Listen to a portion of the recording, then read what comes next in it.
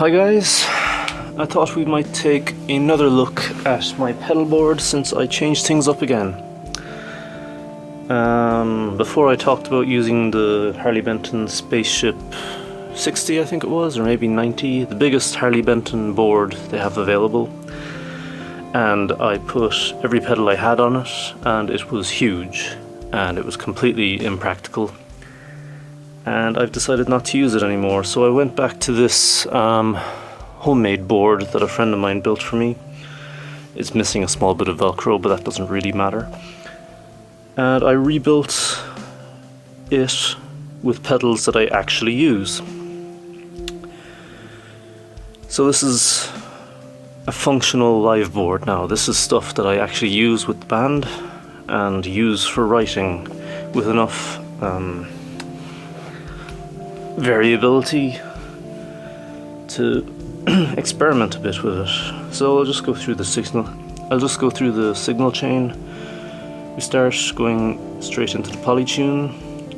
This goes up to the electroharmonics silencer, which then has its send going to the Behringer Superfuzz, then into the Greenhouse Audio Sludgehammer, then up to my Klon clone, then back into the return of the silencer, which then goes to the TC Electronics sub-and-up, down to the Zoom multi-stomp, which right now is set to a Corona chorus patch.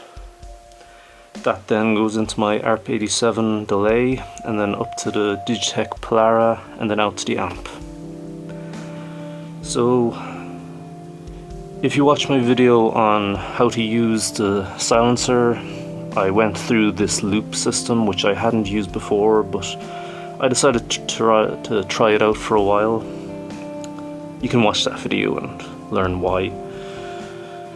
And aside from that, the multi-stomp is placed here after the distortion, so I can use it as different modulation and time-based effects. I can have two delays running at the same time sometimes, or a phaser or chorus like it is now. And it's just a lot cleaner, simpler and portable. It's all being powered by the Strymon OGA, which is a great power supply. And yeah, it'll just work a lot better for gigs now. The old board was just impossible. It took up too much floor space. And also it was just a pain to carry. It's very heavy. So that's what I'm running now. Thanks for watching.